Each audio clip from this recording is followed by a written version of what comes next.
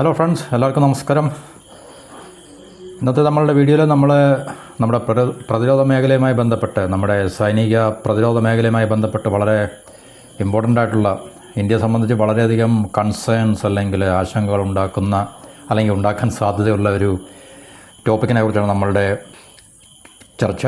അല്ലെങ്കിൽ അതാണ് നമ്മളുടെ ഇന്നത്തെ ഡിസ്കഷൻ.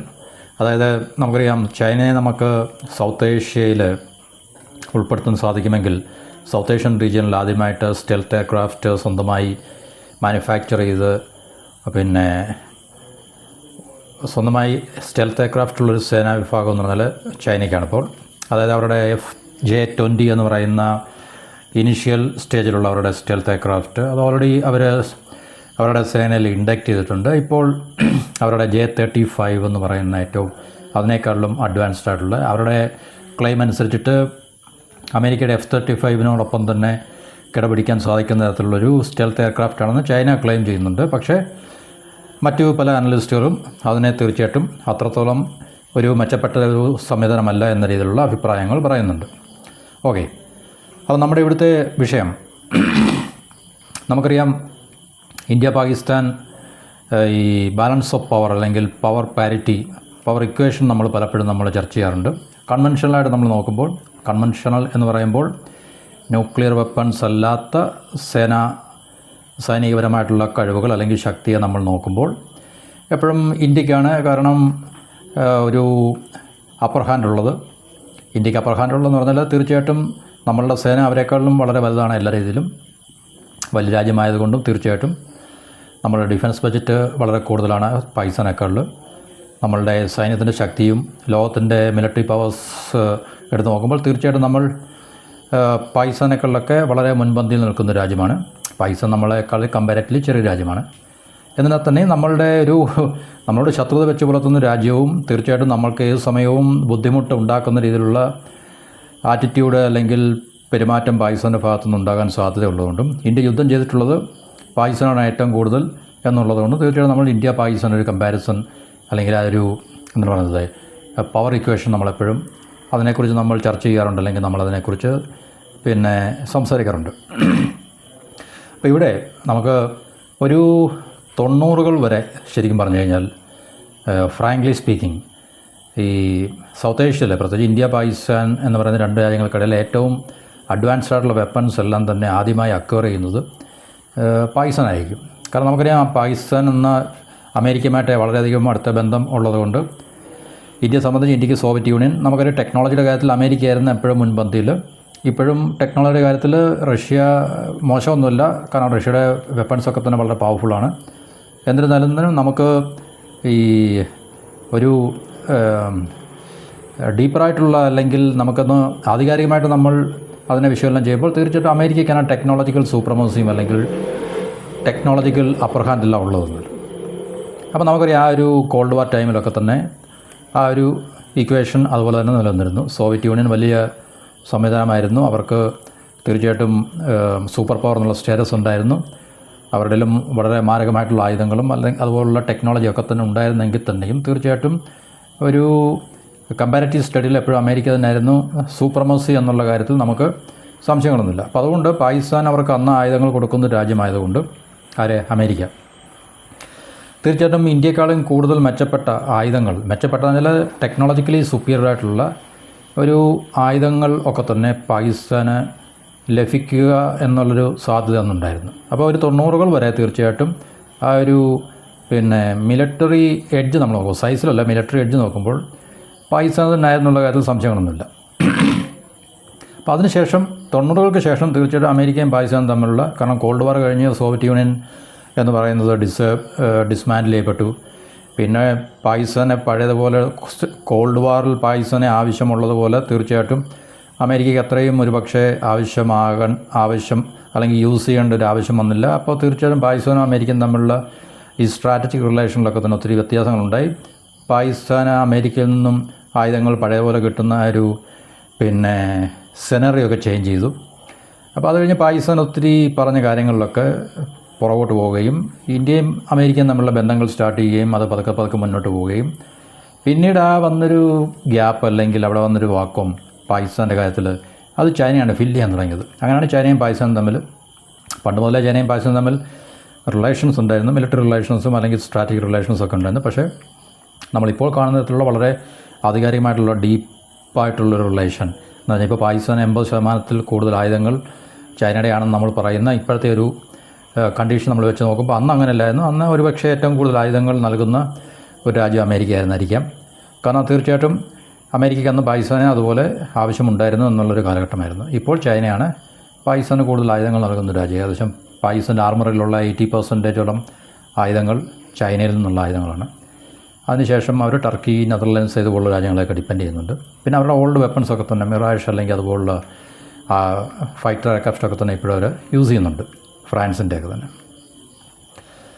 അപ്പോൾ ഈ ഒരു ഇക്വേഷൻ നമുക്ക് അത് ചേഞ്ച് ചെയ്തു 90-കൾക്ക് ശേഷം ഇന്ത്യക്ക് നമുക്കറിയാം മറ്റൊരു ഒരു പുതിയ ഒരു ഇന്ത്യ ഉണ്ടാകാൻ അത് സ്റ്റാർട്ട് ചെയ്തു. 90-ന് ശേഷം നമ്മൾ കൂടുതൽ മെച്ചപ്പെട്ട രീതിയിലൊക്കെ വരികയും ഇപ്പോൾ നമ്മൾ വളരെ അഡ്വാൻസ്ഡ് ആയിട്ടുള്ള ഒരു മിലിറ്ററി പവർ ആവുകയും നമ്മൾ തന്നെ സ്വയം ആയുധങ്ങൾ നിർമ്മിക്കുന്ന ഒരു രാജ്യമായി മാറുകയും ഏറ്റവും അഡ്വാൻസ്ഡ് ആയിട്ടുള്ള ടെക്നോളജി ഉപയോഗിച്ചുള്ള മിസൈൽസും അല്ലെങ്കിൽ അതുപോലുള്ള വെപ്പൺ സിസ്റ്റങ്ങളൊക്കെ തന്നെ ഈവൻ നമ്മൾ എല്ലാ മേഖലകളും നമ്മളുടെ പ്രാഗൽഭ്യം തെളിയിച്ചുകൊണ്ടിരിക്കുകയാണ്. പക്ഷേ നമുക്കിപ്പോഴും still long way to go, മുമ്പോട്ട് പോകാനുണ്ട് നമുക്ക്. അപ്പോൾ ഈ ഒരു അഡ്വാൻസ്ഡ് ആയിട്ടുള്ള സ്റ്റെൽത്ത് എയർക്രാഫ്റ്റ് ചൈന പാകിസ്ഥാന് കൊടുക്കാനുള്ള സാധ്യത വളരെ കൂടുതലാണ്. അങ്ങനെയാണെങ്കിൽ തീർച്ചയായിട്ടും വീണ്ടും ഈ എയർ പവറിൽ ഇന്ത്യയും പാകിസ്ഥാനും തമ്മിലുള്ള ഒരു പവർ ഇക്വേഷൻ ചേഞ്ച് ചെയ്യുകയും അത് പാകിസ്ഥാന് ഫേവറായിട്ട് മാറുകയും ചെയ്യും എന്നുള്ളതാണ് നമുക്ക് ഉണ്ടാകാൻ പോകുന്ന ഏറ്റവും വലിയ കൺസേൺ എന്ന് പറഞ്ഞു കഴിഞ്ഞാൽ. കാരണം ഇന്ത്യക്ക് ഈ ഒരു മേഖലയിൽ ഇതുവരെ നമുക്ക് മറ്റ് രാജ്യങ്ങളിൽ നമുക്ക് വാങ്ങിക്കാനുള്ള തീരുമാനം ഇതുവരെ ഓപ്പണായിട്ട് ഗവൺമെൻറ് ഭാഗത്തുനിന്നും നമ്മൾ കേട്ടിട്ടില്ല. പിന്നെ നമ്മൾ സ്വയം നിർമ്മിച്ചെടുക്കുക എന്നുള്ളതും തീർച്ചയായിട്ടും അധിക ഷോർട്ട് ടൈമിലൊന്നും നമുക്ക് അത് റിയലൈസ് ചെയ്യാൻ പറ്റുന്നൊരു ഗോളും അല്ല എന്നുള്ളതറിയാം. നമ്മളുടെ AMC advanced multi Kombat aircraft, അതായത് നമ്മുടെ സ്റ്റെൽത്ത് പ്രോഗ്രാം മിനിമം 2030 വരെയെങ്കിലും നമുക്ക് വെയിറ്റ് ചെയ്യേണ്ടി വരും. ഇത് 2026 ഇനി 4 വർഷത്തിനുള്ളിൽ തന്നെ നമുക്ക് തീർച്ചയായിട്ടും അപ്പോഴത്തേക്ക് നമുക്കറിയാം. കാരണം ഇന്ത്യയിൽ നമുക്ക് ഉണ്ടാക്കിയെടുക്കാൻ പറ്റും, പക്ഷേ നമുക്കത് ഈ പറഞ്ഞൊരു ടൈം ഫ്രെയിമിൽ അത് പറ്റുമോ എന്നുള്ള കാര്യത്തിൽ വളരെ സംശയമാണ് നമുക്ക്. കാരണം 2020-നുള്ളിൽ, കാരണം ചൈനയൊക്കെ തന്നെ സ്റ്റെൽത്ത് ഉണ്ടാക്കിയെടുത്ത് എത്രയോ വർഷങ്ങളുടെ നിരന്തരമായിട്ടുള്ള പ്രയത്നത്തിൻ്റെ ഫലമായിട്ടാണ് അവർ ഈ പറഞ്ഞ അഡ്വാൻസ്ഡ് സ്റ്റെൽത്ത് ടെക്നോളജിയൊക്കെ തന്നെ അവർ നേടിയെടുത്തത്. അപ്പോൾ തീർച്ചയായിട്ടും ഇന്ത്യക്കിപ്പം തുടങ്ങാൻ പോകുന്നുള്ളൂ ഇതിൻ്റെ പ്രോഗ്രാംസൊക്കെ തന്നെ. അപ്പോൾ 4 വർഷത്തിനുള്ളിൽ ഇത് ഉണ്ടാക്കിയെടുക്കുക എന്നുള്ളത് ഒരു പക്ഷേ അത് നമുക്ക് ഒരു കോമൺ സെൻസ് വെച്ച് നോക്കുമ്പോൾ അതങ്ങോട്ട് നമുക്ക് ഒരു ഡൈജസ്റ്റ് ആകുന്നില്ല. പക്ഷേ ഇന്ത്യക്ക് സാധിച്ചെടുക്കാം. അല്പം സമയം നമുക്ക്, കാരണം നമുക്ക് HALൻ്റെ തേജസിൻ്റെ ഒക്കെ തന്നെ പ്രോജക്റ്റുകളൊക്കെ തന്നെ എന്തുമാത്രം നമ്മൾ സമയമെടുത്തു.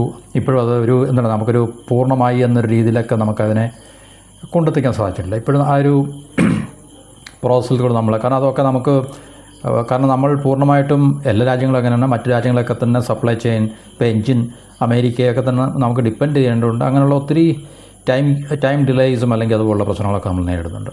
അപ്പോൾ ഈ കാര്യത്തിലും നമ്മളുടെ ഈ AMC എന്ന് പറയുന്ന നമ്മളുടെ ആയിട്ടുള്ള സ്റ്റെൽത്ത് എയർക്രാഫ്റ്റ് നമ്മൾ നിർമ്മിക്കാൻ തുടങ്ങുമ്പോൾ ഇതുപോലുള്ള പ്രശ്നങ്ങളൊക്കെ നമ്മൾ നേരിടേണ്ടി വരും. അപ്പോൾ അതുകൊണ്ട് 4 വർഷത്തിനുള്ളിൽ തന്നെ ഇത് നമുക്ക് നേടിയെടുക്കാൻ പറ്റും എന്നുള്ളൊരു പ്രതീക്ഷയൊന്നും വേണ്ട. പെസിമിസ്റ്റിക് ആകുമല്ല, കാരണം അതാണ് അതിൻ്റെ യാഥാർത്ഥ്യം. കാരണം ഇതിനൊക്കെ ഒത്തിരി വർഷത്തെ റിസർച്ചും ഡെവലപ്മെൻറ്റും അതിൻ്റെ എക്സ്പെരിമെൻറ്റും ഒക്കെ തന്നെ നമുക്ക് വേണ്ടി വരും. പെട്ടെന്ന് സാധിച്ചെടുക്കാൻ പറ്റുന്ന കാര്യങ്ങളല്ല, കാരണം വളരെ വളരെ അഡ്വാൻസ്ഡ് ആയിട്ടുള്ള മേഖലയാണ്. ഓക്കെ, അപ്പോൾ ചൈന ഈ പറഞ്ഞ F-35A എന്ന് പറയുന്ന അവരുടെ എക്സ്പോർട്ട് വേരിയൻറ്റ് അവർ J-20 അവർ ഡിസൈൻ ചെയ്ത് ഡെവലപ്പ് ചെയ്തെടുത്തത്. പക്ഷേ അവർ എക്സ്പോർട്ടിന് വേണ്ടി അത് ഉപയോഗിച്ചില്ല, മറ്റു രാജ്യങ്ങൾക്കൊന്നും അത് കൊടുത്തിട്ടില്ല. അവരിപ്പം എക്സ്പോർട്ട് ചെയ്യാൻ വേണ്ടി ഈ പറഞ്ഞ J-35A എന്ന് പറയുന്ന സ്റ്റെൽത്ത് ഫൈറ്റർ എയർക്രാഫ്റ്റാണ് അവർ ഡിസൈൻ ചെയ്തില്ലെങ്കിൽ അത് ഡെവലപ്പ് ചെയ്തിരിക്കുന്നത്. അപ്പോൾ അതിൻ്റെ ഫസ്റ്റ് കസ്റ്റമർ അല്ലെങ്കിൽ അതിൻ്റെ ഫസ്റ്റ് ബയർ പാകിസ്ഥാൻ ആയിരിക്കുമോ ഇല്ലയോ എന്നുള്ളതാണ് ഇപ്പോഴത്തെ പൊതുവേ ഉള്ളൊരു ഒരു അനലിറ്റിക്കൽ റിവ്യൂ എന്ന് പറഞ്ഞു കഴിഞ്ഞാൽ. പെൻറ്റഗണിൻ്റെ അവർ കോൺഗ്രസ്സിന് കൊടുത്ത റിപ്പോർട്ടിൽ അവർ 3 രാജ്യങ്ങളെ സ്പെസിഫൈ ചെയ്തിട്ടുണ്ടായിരുന്നു. എന്നുവെച്ചാൽ ഈ പറഞ്ഞ J-35A വാങ്ങിക്കാൻ സാധ്യതയുള്ള 3 രാജ്യങ്ങൾ, ഒന്ന് UAE ആയിരിക്കും, സൗദി ആയിരിക്കാം, അല്ലെങ്കിൽ ഈജിപ്റ്റ് ആയിരിക്കും. പാകിസ്ഥാൻ്റെ പേര് അതിനകത്ത് മെൻഷൻ ചെയ്തിട്ടില്ലായിരുന്നു. ആ പെൻറ്റഗൺ അവരുടെ കോൺഗ്രസ്സിന് കൊടുത്ത റിപ്പോർട്ടിലാണ്. കഴിഞ്ഞ വർഷം ആണെന്ന് തോന്നുന്നു, 2025 തോന്നുന്നു, കൃത്യമായ ഓർമ്മയില്ല. പക്ഷേ ആ റിപ്പോർട്ടിനകത്തിൽ അവർ ഈ 3 രാജ്യങ്ങളുടെ പേരാണ് സ്പെസിഫൈ ചെയ്തിരിക്കുന്നത്. എന്നുവെച്ചാൽ പൊട്ടൻഷ്യൽ ബയേഴ്സ് ഈ J-35A പാകിസ്ഥാൻ അല്ലെങ്കിൽ ആദ്യത്തെ ബയർ എന്നുള്ള രീതിയിലല്ല, പൊട്ടൻഷ്യൽ ബയേഴ്സ് ഇത് വാങ്ങിക്കാൻ സാധ്യതയുണ്ടാകാം. ഇത് ഈ സ്റ്റെൽത്ത് എയർക്രാഫ്റ്റ് വാങ്ങിക്കാൻ സാധ്യതയുള്ള ഈ പറഞ്ഞ 3 രാജ്യങ്ങളിലെ പേരാണ് ഈ പറഞ്ഞ പെൻറ്റഗണിൻ്റെ ലിസ്റ്റിൽ അവരുടെ കോൺഗ്രസ്സിന് സമർപ്പിച്ച റിപ്പോർട്ടിൽ പറയുന്നത്. അപ്പോൾ ഇന്ത്യയെ സംബന്ധിച്ച് ഇത് വളരെ ഒരു റിലവൻറ്റ് ഭയങ്കരമായിട്ടുള്ള കൺസേൺ ഉണ്ടാക്കുന്നൊരു കാര്യമാണ്. കാരണം ഇത് നമുക്ക് നമ്മുടെ അയൽ രാജ്യമായിട്ടുള്ള പാകിസ്ഥാന് വളരെ അഡ്വാൻസ്ഡ് ആയിട്ടുള്ള സ്റ്റെൽത്ത് എയർക്രാഫ്റ്റ് കിട്ടുക എന്ന് പറയുന്നത് ഇപ്പോൾ നിലനിൽക്കുന്ന സ്റ്റാറ്റസ് കോ തൽസ്ഥിതി തീർച്ചയായിട്ടും അതിനെ ഡിസ്റപ്റ്റ് ചെയ്യുന്നതാണ്. അപ്പോൾ ഇന്ത്യക്ക് തീർച്ചയായിട്ടും ഇപ്പോൾ നമ്മൾ എൻജോയ് ചെയ്യുന്ന ഒരു പവർ അപ്പർ ഹാൻഡ് അല്ലെങ്കിൽ എയർ പവറുള്ള നമുക്കുള്ള അപ്പർ ഹാൻഡ് നമുക്ക് തീർച്ചയായിട്ടും എഡ്ജ് നമുക്ക് നഷ്ടപ്പെടാനുള്ള സാധ്യതയുണ്ട്. കാരണം ഇന്ത്യ ഈ ഒരു കാര്യം ഒന്നുകിൽ സ്വന്തമായി നിർമ്മിച്ച് എടുത്ത് നമ്മൾ പിന്നെ വരുമ്പോഴേക്കും സമയമെടുക്കും. അതിനെല്ലാം മറ്റ് ഇപ്പം F-35 അല്ലെങ്കിൽ റഷ്യയുടെ Su-57 ഇതുപോലുള്ള ഈ സ്റ്റെൽത്ത് എയർക്രാഫ്റ്റ് മേടിക്കുന്നതിനെക്കുറിച്ചുള്ള തീരുമാനങ്ങൾ ഇതുവരെ ഗവൺമെൻറ്റിൻ്റെ ഭാഗത്തുനിന്ന് ഉണ്ടായിട്ടുള്ളതായിട്ട് നമുക്ക് ഓപ്പണായിട്ടുള്ള ഗവൺമെൻറ്റിൻ്റെ ഭാഗത്തുനിന്ന് സ്റ്റേറ്റ്മെൻറ്റോ അല്ലെങ്കിൽ അങ്ങനെയുള്ള വിവരങ്ങൾ നമുക്കിതുവരെ അറിയില്ല. അപ്പോൾ ഗവൺമെൻറ് അതിനെക്കുറിച്ച് വളരെ നിശബ്ദത പുലർത്തിക്കൊണ്ടിരിക്കുകയാണ്. അതുകൊണ്ട് നമുക്ക് ആ ഒരു മേഖലയിൽ എന്താണ് നമുക്ക് സംഭവിക്കാൻ പോകുന്നതെന്നുള്ളത് നമുക്കറിയില്ല. അപ്പോൾ അത് തീർച്ചയായിട്ടും നമ്മളെ സംബന്ധിച്ച് വലിയൊരു കൺസേൺ ഉണ്ടാക്കുന്നതാണ്. അപ്പോൾ ഇത് ഈ സ്റ്റെൽത്ത് എയർക്രാഫ്റ്റ്സ് എന്ന് പറഞ്ഞാൽ നമുക്കറിയാം അത് നോർമൽ ഈ കൺവെൻഷണലായിട്ടുള്ള റഡാർസിനൊന്നും അതിന് ഡിറ്റക്റ്റ് ചെയ്യാൻ സാധിക്കത്തില്ല. കാരണം അഡ്വാൻസ് ടെക്നോളജി ആയതുകൊണ്ടും റഡാറിൻ്റെ കണ്ണ് വെട്ടിച്ച് തീർച്ചയായിട്ടും അതിന് ഈ നാവിഗേറ്റ് ചെയ്യാൻ കഴിയുന്നതുകൊണ്ട് വളരെ ഡെഡ്ലി, എനിമിയെ സംബന്ധിച്ച് ശത്രുവിനെ സംബന്ധിച്ച് വളരെ ഡെഡ്ലിയാണ്. നമ്മളെ സംബന്ധിച്ച് ഇപ്പോൾ പാകിസ്ഥാൻ്റെ കയ്യിൽ അവരുടെ 2 സ്ക്വാഡ്രൺ ഒരു 40 ഇതുപോലുള്ള എയർക്രാഫ്റ്റ് ഉണ്ടെങ്കിൽ തീർച്ചയായിട്ടും നമുക്കിപ്പോൾ ഓപ്പറേഷൻ സിന്ദൂർ അല്ലെങ്കിൽ അതുപോലുള്ളൊരു സമാനമായിട്ടുള്ളൊരു സാഹചര്യം വരുമ്പോൾ അത് നമ്മളെ സംബന്ധിച്ച് വളരെയധികം പ്രശ്നങ്ങൾ ഉണ്ടാക്കി വെക്കുന്നൊരു വിഷയമാണ്. കാരണം അതിൻ്റെ സ്റ്റെൽത്ത് ക്വാളിറ്റി വളരെ ഡേഞ്ചറസ് ആണ്.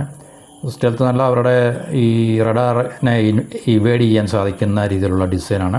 ട്രഡീഷണൽ റഡാർസിന് ഇത് ഡിറ്റക്റ്റ് ചെയ്യാൻ സാധിക്കത്തില്ല. പിന്നെ സ്പീഡും റേഞ്ചും എന്നൊക്കെ പറഞ്ഞു കഴിഞ്ഞാൽ വളരെ അതായത് 1.8 മാക്ക് പ്ലസ് ഓളം വരും. 1200 കിലോമീറ്റർ റേഡിയസിലുള്ള കോമ്പാറ്റ് കപ്പാസിറ്റി ഉണ്ട്. വെപ്പൺസ്, അഡ്വാൻസ്ഡുള്ള വെപ്പൺസൊക്കെ ക്യാരി ചെയ്യാൻ സാധിക്കും. ഇപ്പോൾ ഈ പറഞ്ഞ J-35A ആണെങ്കിൽ ചൈനയെ സംബന്ധിച്ച് അവരുടെ ഈ PL-15 ഏകദേശം 200+ കിലോമീറ്റർ റേഞ്ചുള്ള അഡ്വാൻസ്ഡുള്ള എയർ ടു എയർ മിസൈലിനകത്തിൽ ഇൻ്റഗ്രേറ്റ് ചെയ്യാൻ സാധിക്കും. അതുപോലെ തന്നെ അവരുടെ അൾട്രാ ലോങ് റേഞ്ച് PL-17 ഈ പറഞ്ഞ മിസൈലുകൾ അതിനകത്തിൽ ഇൻ്റഗ്രേറ്റ് ചെയ്യാൻ സാധിക്കും.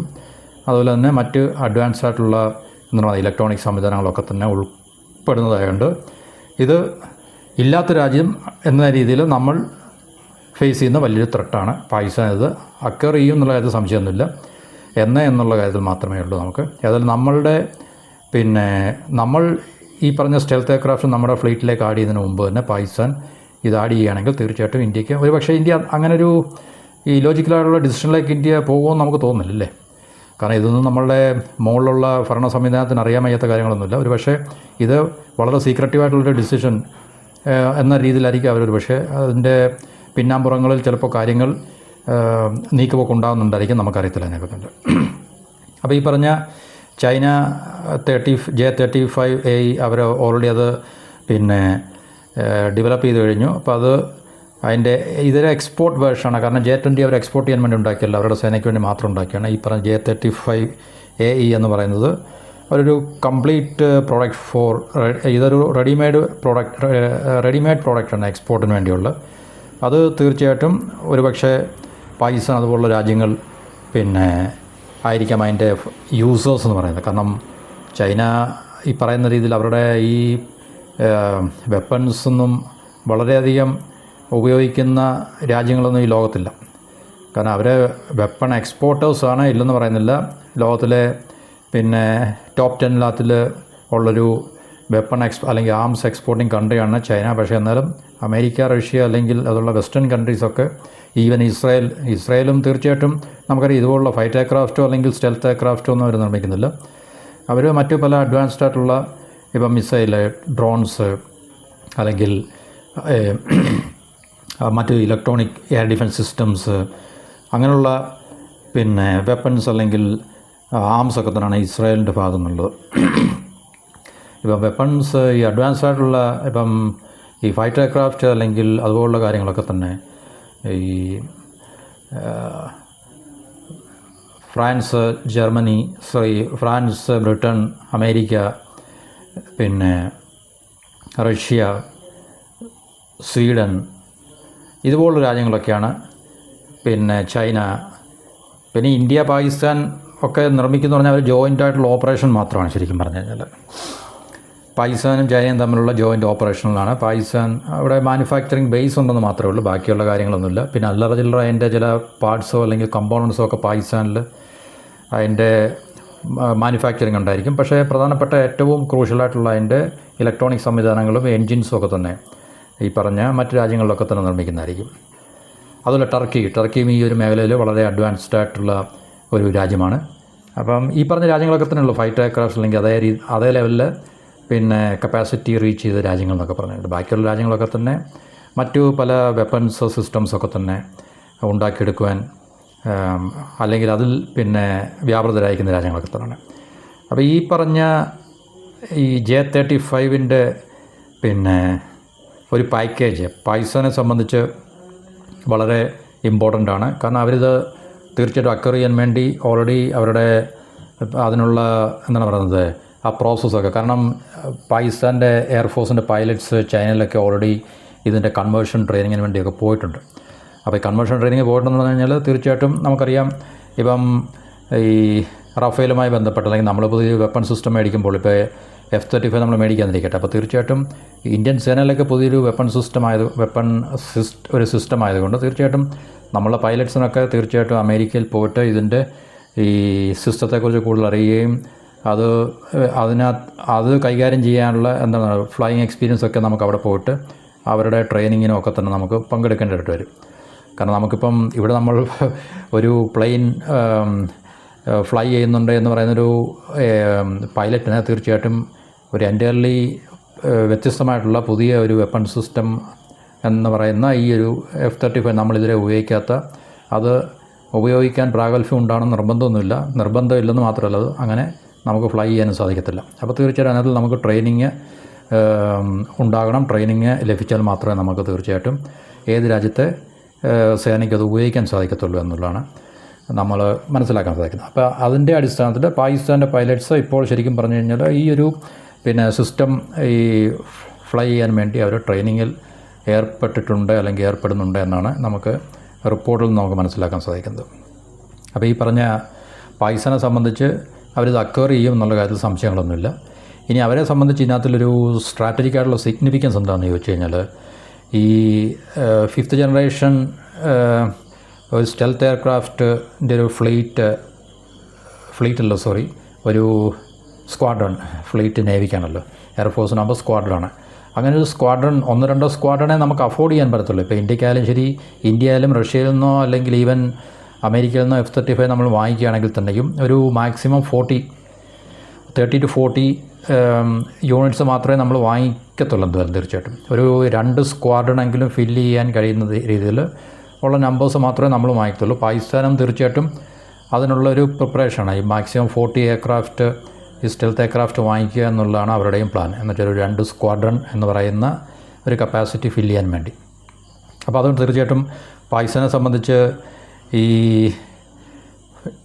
F-35 ഈ F-35 അല്ല, ഈ പറഞ്ഞ J-35A സ്റ്റെൽത്ത് എയർക്രാഫ്റ്റ് വാങ്ങിക്കുക എന്നുള്ളത് അവരെ സംബന്ധിച്ച് അവരുടെ ഈ F-16 അവരുടെ ഒത്തിരി പഴയ സ്ക്വാഡ്രൺ F-16 അതുപോലെ തന്നെ ഈ മിറാഷ് ഫ്ലീറ്റിനെയൊക്കെ തന്നെ, ഇവിടെ ഫ്ലീറ്റ് എന്നാണ് ഉപയോഗിച്ചിരിക്കുന്നത്, പക്ഷേ നമ്മളുടെ എയർഫോഴ്സിനെ സംബന്ധിച്ച് പിന്നെ സ്ക്വാഡ്രൺ എന്നാണ് പറയുന്നത്.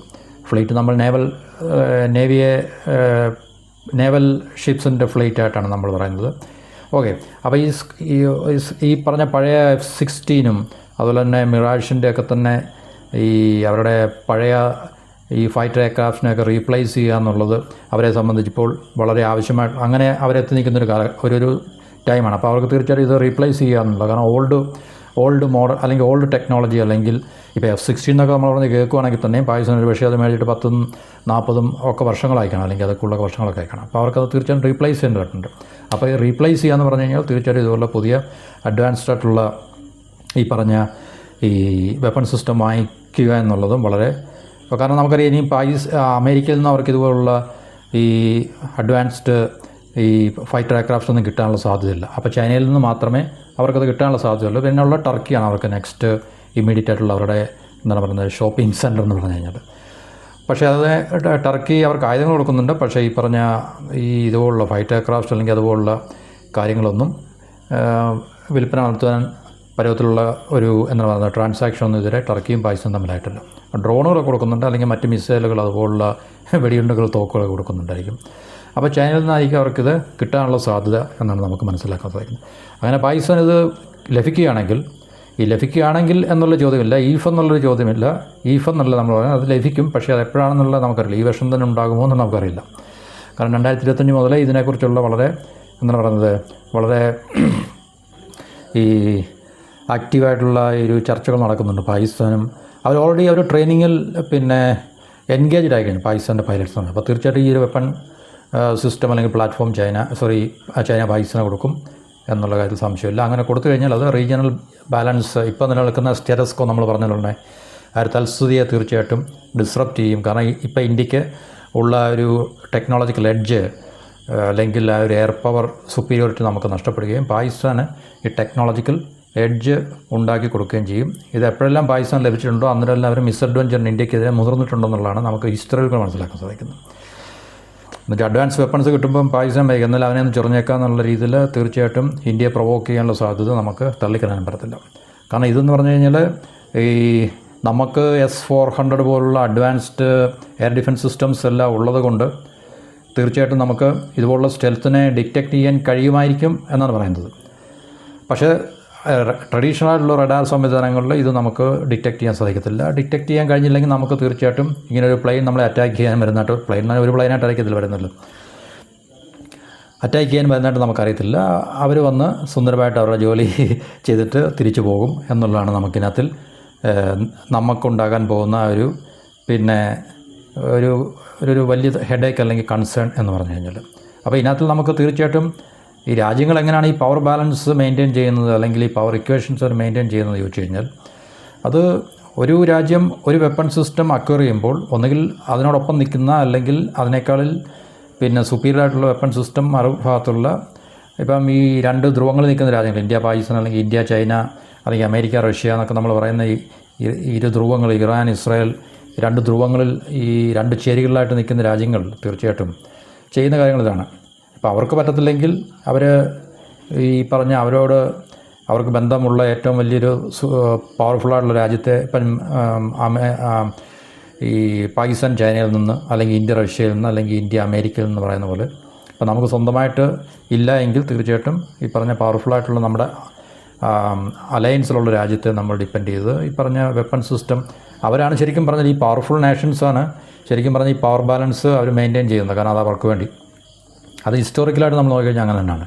ഇപ്പോൾ റഷ്യയും അമേരിക്കയും തമ്മിലുള്ള പണ്ടത്തെ കോൾഡ് വാർ ടൈമിലും അമേരിക്കൻ അലയൻസിലുള്ള രാജ്യങ്ങളെ അമേരിക്ക സപ്പോർട്ട് ചെയ്ത് വേണ്ട ആയുധങ്ങൾ കൊടുക്കും. ഇപ്പോൾ ഉദാഹരണത്തിന് വൺ പോയിൻ്റ് ഓഫ് ടൈം ഇന്ത്യക്ക് റഷ്യ സോവിയറ്റ് യൂണിയൻ ഒരു ഏറ്റവും അഡ്വാൻസ്ഡ് ആയിട്ടുള്ളൊരു ആയുധം തരുന്നുണ്ടെന്നിരിക്കട്ടെ. അപ്പോൾ തീർച്ചയായിട്ടും അവിടെ നിലനിൽക്കുന്ന പവർ ബാലൻസ് ഇംബാലൻസ് ആകും. അപ്പം തീർച്ചയായിട്ടും അമേരിക്ക പാകിസ്ഥാനെ സപ്പോർട്ട് ചെയ്യുന്ന രാജ്യമായതുകൊണ്ടും അമേരിക്കയുടെ അലയൻസ് മീൻസ് അമേരിക്കയുടെ ഒരു പ്രോക്സിയായിട്ട് നിൽക്കുന്ന രാജ്യമായിട്ടുള്ളതുകൊണ്ട് തീർച്ചയായിട്ടും അമേരിക്ക ആ ഒരു ബാലൻസിനെ എന്താണ് ഈ കോമ്പൻസേറ്റ് ചെയ്യാൻ വേണ്ടി പാകിസ്ഥാനും തീർച്ചയായിട്ടും ഇപ്പം ഇന്ത്യക്ക് കിട്ടിയതിന് സമാനമായിട്ടുള്ള അല്ലെങ്കിൽ അതിനേക്കാൾ സുപ്പീരിയർ ആയിട്ടുള്ള വെപ്പൺസ് സപ്ലൈ ചെയ്താണ് അവർ power balance of power maintain ചെയ്തുകൊണ്ടിരിക്കുന്നത്. ഇത് ഹിസ്റ്റോറിക്കലായിട്ട് നമുക്കിത് കാണാൻ സാധിക്കുന്നുണ്ട്.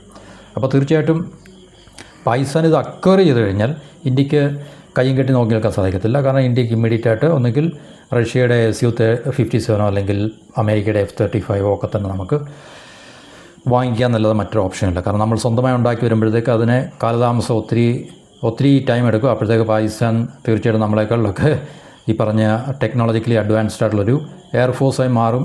പഴയ പോലെ 90കൾക്ക് മുമ്പുള്ള അല്ലെങ്കിൽ 90 വരെയുള്ളൊരു സാഹചര്യം തീർച്ചയായിട്ടും അതിലേക്ക് സ്ലിപ്പാകാനുള്ള സാധ്യത നമുക്ക് തള്ളിക്കളയാൻ പറ്റില്ല. ഇനി പാകിസ്ഥാൻ ഈ J-35 അക്വയർ ചെയ്യുകയാണെങ്കിൽ അവർക്ക് പൊട്ടൻഷ്യലായിട്ടുള്ള ചില തടസ്സങ്ങൾ എന്തായിരിക്കും എന്ന് ചോദിച്ചു കഴിഞ്ഞാൽ, ഒന്നാമത്തെ കാര്യം നമുക്കറിയാം ഏറ്റവും വളരെ അഡ്വാൻസ്ഡ് ആയിട്ടുള്ളൊരു വെപ്പൺ സിസ്റ്റം ആയതുകൊണ്ട് ഇതിനെ മെയിൻറ്റെയിൻ ചെയ്യുക എന്നുള്ളത് ഈ ഓപ്പറേറ്റ് ചെയ്യുക എന്നുള്ളത് വളരെ, കാരണം 2 സ്ക്വാഡ്രൺ 40 എയർക്രാഫ്റ്റ് എന്നൊക്കെ പറഞ്ഞു കഴിഞ്ഞാൽ, കാരണം ഇത് നമ്മൾ മേടിച്ച് വളരെ 1-2 വർഷത്തേക്കല്ല ഇത് ഉപയോഗിക്കുന്നത്. കാരണം ഒരു ഫൈറ്റർ എയർക്രാഫ്റ്റ് മേടിച്ച് കഴിഞ്ഞാൽ, ഒരു ഫൈറ്റർ എയർക്രാഫ്റ്റ് എന്ന് പറഞ്ഞാൽ നമ്മൾ ഇപ്പം അത് 30 വർഷം, 35 വർഷം, 40 വർഷമൊക്കെയാണ് നമ്മളെപ്പോലുള്ള രാജ്യങ്ങൾ അത് തീർച്ചയായിട്ടും റൺ ചെയ്യേണ്ടത്. അപ്പോൾ ഇതിനെ ഈ ഒരു കാലയളവിൽ ഇതിൻ്റെ ഒരു ഓപ്പറേഷണൽ സൈക്കിളിൽ നമുക്കിതിനെ ഓപ്പറേറ്റ് ചെയ്യുക എന്നുള്ളത് പാകിസ്ഥാനെ സംബന്ധിച്ച് വളരെ എക്സ്പെൻസീവ് ആയിരിക്കും എന്നുള്ള കാര്യത്തിൽ സംശയമൊന്നുമില്ല. കാരണം ഇത് വളരെ അഡ്വാൻസ്ഡ് ആയിട്ടുള്ള സിസ്റ്റമാണ്. ഇതിനകത്തിൽ ഉപയോഗിക്കേണ്ട വെപ്പൺസ് എല്ലാം തന്നെ വളരെ കോസ്റ്റ്ലി ആയിരിക്കും, എക്സ്പെൻസീവ് ആയിരിക്കും. അതിനൊക്കെ തീർച്ചയായിട്ടും അവർക്ക് ചൈനയെ ഡിപ്പെൻഡ് ചെയ്തേ വരത്തുള്ളൂ. അത് സ്വന്തമായിട്ട് നിർമ്മിക്കുക എന്നുള്ളത് അവർക്ക് സാധ്യമല്ല. അപ്പോൾ അതുകൊണ്ട് തീർച്ചയായിട്ടും ഈ അവരുടെ, നമ്മൾ നേരത്തെ പറഞ്ഞിട്ട് അവരുടെ ഓൾഡർ സ്ക്വാഡ്രനായിട്ടുള്ള F-16 അതുപോലെ തന്നെ മിറാഷും ഒക്കെ തന്നെ അവർക്ക് റീപ്ലേസ് ചെയ്യേണ്ടതായിട്ടുണ്ട്. അപ്പോൾ ഒരു സ്റ്റെൽത്ത് എയർക്രാഫ്റ്റ് അവർക്ക് ഇൻഡക്റ്റ് ചെയ്യണമെങ്കിൽ ഈ പറഞ്ഞ ഈ 2-3 ഈ പറഞ്ഞ ഓൾഡർ F-16 അല്ലെങ്കിൽ മിറാഷോ ഒക്കെ തന്നെ അവർക്ക് തീർച്ചയായിട്ടും റീപ്ലേസ് ചെയ്യേണ്ടി വരും. അപ്പോൾ അത് വളരെ പാകിസ്ഥാനെ സംബന്ധിച്ച് വളരെ കോസ്റ്റ്ലിയാണ് എന്നുള്ളത് വലിയൊരു വിഷയമാണ്. അതുപോലെ തന്നെ ഈ F-35 കുറിച്ച് പറയുന്നത് അതിപ്പോഴും ഈ പിന്നെ ട്രയൽ നടക്കുന്നേ ഉള്ളൂ. ശരിക്കും പറഞ്ഞാൽ അതിൻ്റെ ഈ ഒരു ഫുൾ ഫ്ലഡ്ജ് ആയിട്ടുള്ള എന്താണ് ഓപ്പറേഷണൽ റെഡിനെസ്സിലൊന്നും ആയിട്ടില്ല എന്നാണ് ചില അനലിസ്റ്റുകളൊക്കെ പറയുന്നത്. അത് നമുക്കതിനെക്കുറിച്ച് കൃത്യമായി അറിയില്ല. അതുപോലെ തന്നെ ഈ വെസ്റ്റേൺ ജെറ്റ്സ് അല്ലെങ്കിൽ ഇന്ത്യയുടെ റഫേലിൻ്റെ അത്രയൊന്നും ടെക്നോളജിക്കൽ സുപ്പീരിയറിറ്റി ഒന്നും ഈ പറഞ്ഞ J-35A ഇല്ല എന്നാണ് ഈ പറഞ്ഞ അനലിസ്റ്റുകളൊക്കെ തന്നെ അഭിപ്രായപ്പെടുന്നത്. അപ്പോൾ അത് ഒരു നമുക്കറിയാം സൈക്കോളജിക്കൽ വാർഫെയറിൻ്റെ ഒരു ഭാഗമായിരിക്കാം, കുറേയൊക്കെ സത്യമായിരിക്കാം. കാരണം ചൈനയ്ക്ക് അത്രയ്ക്ക് വലിയ, ഇപ്പോൾ അമേരിക്കയും റഷ്യയൊക്കെ അമേരിക്കയും റഷ്യയുടെ ഒക്കെ നമ്മൾ കമ്പയർ ചെയ്യുമ്പോൾ തീർച്ചയായിട്ടും അത്രയും ടെക്നോളജിക്കൽ സുപ്പീരിയറിറ്റി ഒന്നും ചൈനയുടെ കയ്യിൽ സാധനങ്ങളൊക്കെ ഇഷ്ടം പോലുണ്ട്. പക്ഷേ ടെക്നോളജിക്കൽ സുപ്പീരിയറിറ്റി ഒന്നും അവർക്ക് അത്രയായിട്ടില്ല എന്നുള്ള കാര്യം വളരെ ക്രിസ്റ്റൽ ക്ലിയറാണ്. അതുപോലെ തന്നെ ഇതിനകത്തിൽ പാകിസ്ഥാൻ നേരിടാൻ പോകുന്ന മറ്റൊരു പ്രശ്നം എന്ന് പറഞ്ഞാൽ ഈ എൻഡ് യൂസ് മോണിറ്ററിംഗ് എന്ന് പറഞ്ഞൊരു സിസ്റ്റമുണ്ട്. സിസ്റ്റം എന്ന് പറഞ്ഞാൽ ഇപ്പോൾ നമുക്കറിയാം അമേരിക്ക നമുക്കെന്നല്ല ആർക്കൊരു ആയുധം അവർ കൊടുത്തു കഴിഞ്ഞാൽ തന്നെയും, ആയുധം മീൻസ് പ്രത്യേകിച്ച് ഇതുപോലുള്ള ഈ ഫൈറ്റർ എയർക്രാഫ്റ്റ് അല്ലെങ്കിൽ ഇതുപോലുള്ള സംവിധാനങ്ങൾ കൊടുത്തു കഴിഞ്ഞാൽ അമേരിക്കയുടെ പൂർണ്ണ നിരീക്ഷണത്തിലായിരിക്കും ഈ പറഞ്ഞ സർവ്വസന്നാഹങ്ങളെന്ന് പറഞ്ഞു കഴിഞ്ഞാൽ. എന്നുവെച്ചാൽ ആ രാജ്യത്തിന് വളരെ ഇൻഡിപെൻഡൻ്റായിട്ട് ഇത് ഓപ്പറേറ്റ് ചെയ്യാൻ സാധിക്കത്തില്ല. അപ്പോൾ ഇവിടെയും ചൈനയും തീർച്ചയായിട്ടും ഇങ്ങനൊരു വളരെ അഡ്വാൻസ്ഡ് ആയിട്ടുള്ള പ്ലാറ്റ്ഫോം പാകിസ്ഥാന് കൊടുക്കുമ്പോൾ അവരും ഈ പറഞ്ഞ എന്താണ് പറയുന്നത് മോണിറ്ററിംഗ് എന്ന് പറയുന്ന ഈ ഒരു സംവിധാനം കൈവിടാതെ പാകിസ്ഥാൻ്റെ മുകളിൽ അവർക്ക് പൂർണ്ണമായിട്ടുള്ള ഈ ഒരു സ്ക്വാഡ്രൺ, പ്രത്യേകിച്ച് ഈ പറഞ്ഞ സ്ക്വാഡ്രൻ്റെ മുകളിൽ, കാരണം ചൈന പറയുന്ന പോലെ മാത്രമേ അവർക്ക് ഓപ്പറേറ്റ് ചെയ്യാൻ സാധിക്കത്തുള്ളൂ എന്നുള്ളൊരു പിന്നെ എന്താ പറയുന്നത് സ്റ്റംബ്ലിംഗ് ബ്ലോക്ക്, ഒരു തടസ്സം പാകിസ്ഥാൻ നേരിടും. എന്നുവെച്ചാൽ അമേരിക്കയിൽ നിന്ന് അവർ നേരിട്ട F-16 ഒക്കെ തന്നെ കാര്യത്തിൽ അമേരിക്കയുമായിട്ട് നേരിട്ട പ്രശ്നങ്ങളൊക്കെ തന്നെ ഈ പറഞ്ഞ കാര്യത്തിൽ ചൈനയുമായിട്ട് അവർ ഫേസ് ചെയ്യാനുള്ള ഒരു സാധ്യതയുണ്ട് എന്നാണ് നമുക്ക് മനസ്സിലാക്കാൻ സാധിക്കുന്നത്. ഇനി ഇന്ത്യയെ സംബന്ധിച്ച് ഇന്ത്യ നേരിടാൻ പോകുന്ന പ്രശ്നങ്ങൾ എന്ന് പറഞ്ഞു കഴിഞ്ഞാൽ മറ്റൊന്നുമല്ല. കാരണം ഒന്നാമതായി ഇത് പാകിസ്ഥാന് കിട്ടിക്കഴിഞ്ഞാൽ നമുക്കറിയാം ഈ എയർ പവറിൻ്റെ ബാലൻസ് അവർക്ക് ഫേവറായിട്ട് പോകും, ടെക്നോളജിക്കൽ സുപ്പീരിയറിറ്റി അവർക്ക് ലഭിക്കും. പിന്നെ അതിനപ്പുറം തന്നെ എന്ന് പറഞ്ഞു കഴിഞ്ഞാൽ അവർക്കൊരു ക്വാളിറ്റേറ്റീവ് ടെക്നോളജിക്കൽ എഡ്ജ് കിട്ടുമെന്ന് പറഞ്ഞു. എന്നുവെച്ചാൽ നമ്മളെക്കാളും അഡ്വാൻസ്ഡ് ആയിട്ടുള്ള വെപ്പൺ സിസ്റ്റം അവരുടെ കയ്യിലുണ്ട്. പിന്നെ ഇന്ത്യയെ സംബന്ധിച്ച് ഈ പറഞ്ഞ വലിയൊരു സ്റ്റെൽത്ത് ഗ്യാപ്പ് നമ്മൾ ഇപ്പോഴത്തന്നെ നേടുന്നുണ്ട്. കാരണം ഓൾറെഡി ചൈന മാസീവായിട്ട് അവരുടെ പിന്നെ സ്റ്റെൽത്ത് എയർക്രാഫ്റ്റുള്ള സേനകൾ ഉപയോഗിക്കുന്നുണ്ട്. 1-2 സ്ക്വാഡ്രൊന്നുമല്ല, 100 കണക്കിന് സ്റ്റെൽത്ത് എയർക്രാഫ്റ്റ്, അതായത് J-20 നിർമ്മിച്ചപ്പോൾ തന്നെ അവർ വളരെ മാസീവായിട്ട്, നമുക്കറിയാം ചൈന എല്ലാം മാനുഫാക്ചർ ചെയ്യുന്ന വളരെ മാസീവായിട്ടുള്ള സ്കെയിലൊക്കെ മാനുഫാക്ചർ ചെയ്യാൻ പറ്റും. ഡ്രോണായാലും മിസൈലായാലും റോക്കറ്റായാലും ഈ ഫൈറ്റർ എയർക്രാഫ്റ്റ് ആയാലും എന്ത് തന്നെയായാലും ശരി. അപ്പോൾ അതുകൊണ്ട് തീർച്ചയായിട്ടും ഈ ഓൾറെഡി നമ്മൾ ചൈനയായിട്ട് നമ്മൾ കമ്പയർ ചെയ്യുമ്പോൾ ഇന്ത്യ ചൈന ഈ റിലേഷൻസിൽ ഈ ഒരു സ്റ്റെൽത്ത് ഗ്യാപ്പ് ഓൾറെഡി നമ്മൾ ഫേസ് ചെയ്യുന്നുണ്ട്. ഇനി പാകിസ്ഥാനോട് ഇത് ലഭിക്കുകയാണെങ്കിൽ അത് ഇന്ത്യയെ സംബന്ധിച്ച് വലിയൊരു എന്താണ് പറയുന്നത് ബുദ്ധിമുട്ടുണ്ടാക്കുന്ന കാര്യമാണ്. ഇന്ത്യക്ക് 5th ജനറേഷൻ സ്റ്റെൽത്ത് ഇല്ല എന്നുള്ള കാര്യം നമുക്കെല്ലാവർക്കും അറിയാം. റഫേൽ എന്ന് പറഞ്ഞാൽ 4.5 ജനറേഷനാണ്. പക്ഷേ ടെക്നോളജിക്കലി നല്ല അഡ്വാൻസ്ഡ് ആയിട്ടുള്ള സിസ്റ്റമാണ്. പക്ഷേ അത് സ്റ്റെൽത്ത് അല്ല, 5th ജനറേഷൻ അല്ല എന്നുള്ളൊരു വസ്തുതകളുണ്ട്. അപ്പോൾ അതിന് ഫുൾ സ്റ്റെൽത്ത് ക്വാളിറ്റി ഒന്നുമില്ല. ഈ പറഞ്ഞ J-35A പോലോ അല്ലെങ്കിൽ F-35 പോലുള്ള സ്റ്റെൽത്ത് ക്വാളിറ്റി ഒന്നുമില്ല. അപ്പോൾ അതുകൊണ്ട് തീർച്ചയായിട്ടും ഇന്ത്യയെ സംബന്ധിച്ച് ഈ S-400 പോലുള്ള അഡ്വാൻസ്ഡ് ആയിട്ടുള്ള എയർ ഡിഫൻസ് സിസ്റ്റം നമുക്ക് കൂടുതൽ അതിനെ ഡിപ്പെൻഡ് ചെയ്യേണ്ടി വരും. കാരണം ഇതുപോലുള്ള സ്റ്റെൽത്ത് ടാർഗറ്റ്സിനെ നമുക്ക് ഡിറ്റക്റ്റ് ചെയ്യാൻ വേണ്ടി നമുക്ക് ഈ പറഞ്ഞ അതുകൊണ്ടാണ് നമ്മൾ S-400 ശരിക്കും കൂടുതൽ റഷ്യയിൽ നിന്ന് വാങ്ങിച്ച് നമ്മൾ ഉപയോഗിക്കുന്നത് എന്നുള്ളതാണ്. പിന്നെ നമ്മളുടെ AMCയുടെ കാര്യം എന്ന് പറഞ്ഞാൽ അഡ്വാൻസ്ഡ് മീഡിയം കോമ്പാറ്റ് എയർക്രാഫ്റ്റ്. അപ്പോൾ അത് നമുക്ക് തീർച്ചയായിട്ടും നിർമ്മിച്ച് വരുമ്പോഴത്തേക്ക് ഒത്തിരി വർഷമാകും എന്നുള്ളത് നമ്മൾ പറഞ്ഞാണ്. ഒരു 2030 ആണ് സമയം പറഞ്ഞിരിക്കുന്നത്. പക്ഷേ 2030 നമുക്കത് പറ്റുമെന്നുള്ള കാര്യത്തിൽ വളരെ സംശയം പ്രകടിപ്പിക്കേണ്ടിയിരിക്കുന്നു. ഇന്ത്യക്ക് കഴിവില്ല എന്നുള്ളതല്ല പറയുന്നത്, പക്ഷേ ഈ സമയത്തിനുള്ളിൽ നമുക്കത് നേടിയെടുക്കാൻ പറ്റുമെന്നുള്ള കാര്യമാണ് നമുക്ക് സംശയം പ്രകടിപ്പിക്കേണ്ടതെന്ന് പറഞ്ഞത്. ഒരു 2035 നമുക്ക് പിന്നെയും പറയാമായിരുന്നു. കാരണം ഇത് നമ്മൾ ഇന്ന് ലോകത്ത് നിലനിൽക്കുന്നതിൽ ഏറ്റവും വളരെ അഡ്വാൻസ്ഡ് ആയിട്ടുള്ള ഒരു വെപ്പൺ സിസ്റ്റം ആയതുകൊണ്ട് നമുക്ക് ഇതിൻ്റെ എക്സ്പെരിമെൻറ്റും റിസർച്ചും ഡെവലപ്മെൻറ്റും ട്രയലും ഒക്കെ തന്നെ നടത്തി വരുമ്പോഴത്തേക്ക് ഒത്തിരി സമയം. കാരണം ഇത് ഒരു പ്രാവശ്യം കൊണ്ട് സക്സസ് ആകുന്ന പരിപാടിയൊന്നുമില്ല. കാരണം ഒത്തിരി നൂറുകണക്കിന് ട്രയൽസും എക്സ്പെരിമെൻറ്റും ഒക്കെ നടത്തി നമുക്ക് തീർച്ചയായിട്ടും അത് ഒരു ഫൈനൽ സ്റ്റേജിൽ നമുക്ക് കൊണ്ടുവരാൻ പറ്റില്ല. അതുകൊണ്ട് ഈ 4 വർഷത്തെ ടൈമിനുള്ളിൽ നമുക്ക് നേടിയെടുക്കാൻ പറ്റുമെന്നുള്ള കാര്യം വളരെ സംശയമാണ്. അതുപോലെ തന്നെ നമ്മൾ 2 ഫ്രണ്ട് ത്രെട്ട്, അതായത് പാകിസ്ഥാനും ചൈനയും നമ്മുടെ യുദ്ധമുഖത്ത് ഇനി ഉണ്ടാകുമെന്നുള്ളൊരു വലിയൊരു പ്രശ്നം നമ്മൾ നേരിടുന്നുണ്ട്. അതുകൊണ്ട് തീർച്ചയായിട്ടും ഇന്ത്യൻ എയർഫോഴ്സിനെ സംബന്ധിച്ച് നമുക്കറിയാം, പാകിസ്ഥാനായിട്ടുള്ള യുദ്ധത്തിലായാലും ചൈനയായിട്ടുള്ള യുദ്ധത്തിലായാലും വളരെ നിർണായകമായിട്ടുള്ളൊരു പങ്ക് വഹിക്കുന്ന ഒരു സേന ഇന്ത്യൻ എയർഫോഴ്സ് ആയിരിക്കും. അതുകൊണ്ട് നമുക്ക് ഈ സ്റ്റെൽത്തിൻ്റെ അഭാവം തീർച്ചയായിട്ടും അത് നമുക്ക് വലിയൊരു ത്രെട്ട് തന്നെ ഉണ്ടാക്കി വെക്കുന്നതാണ്. അതുപോലെ തന്നെ ഈ പറഞ്ഞ പാകിസ്ഥാൻ ഈ പറഞ്ഞ സ്റ്റെൽത്ത് ഉള്ളതുകൊണ്ട് തീർച്ചയായിട്ടും ഫസ്റ്റ് ലുക്ക് ഫസ്റ്റ് ഷോട്ട് എന്ന് പറഞ്ഞാൽ നമുക്കത് ഡിറ്റക്റ്റ് ചെയ്യാൻ സാധിക്കാത്തതുകൊണ്ട്, സ്റ്റെൽത്തിനെ ഡിറ്റക്റ്റ് ചെയ്യാൻ സാധിക്കാത്തതുകൊണ്ട് പാകിസ്ഥാൻ്റെ കയ്യിലുള്ള ഈ 2 സ്ക്വാഡ്രൻസ് ഉപയോഗിച്ച് അവർക്ക് നമ്മളുടെ ടാർഗറ്റ്സിനെ കൂടുതൽ ഡാമേജ് ഉണ്ടാക്കി വെക്കാൻ കഴിയും എന്നുള്ളത് കൂടി നമ്മളെ സംബന്ധിച്ച് ഉണ്ടാകാൻ പോകുന്ന വലിയൊരു കൺസേണാണ്, അത് ഹെഡേക്കാണ് ഈ പറഞ്ഞ സ്റ്റെൽത്ത് എയർക്രാഫ്റ്റിൻ്റെ കാര്യത്തിൽ. അപ്പോൾ ഗവൺമെൻറ് ഏത് തരത്തിലുള്ള തീരുമാനങ്ങൾ എടുക്കാൻ വേണ്ടിയാണ് കാത്തിരിക്കുന്നതെന്നുള്ളതിനെക്കുറിച്ച് നമുക്കറിയത്തില്ല. തീർച്ചയായിട്ടും ഇത് ഒരു പവർ ഇംബാലൻസ് ഇവിടെ ഉണ്ടാക്കാനുള്ള സാധ്യത വളരെ കൂടുതലാണ്. അതിനു മുമ്പേ ഇന്ത്യൻ ഗവൺമെൻറ് ഏതെങ്കിലും തരത്തിലുള്ള പോസിറ്റീവായുള്ള തീരുമാനങ്ങൾ എടുക്കും എന്നുള്ള പ്രതീക്ഷയിൽ നമുക്ക് ഈ ടോപ്പിക്കോട് അവസാനിപ്പിക്കാം. മറ്റു ടോപ്പിക്കുമായിട്ട് അടുത്ത വീഡിയോയിൽ.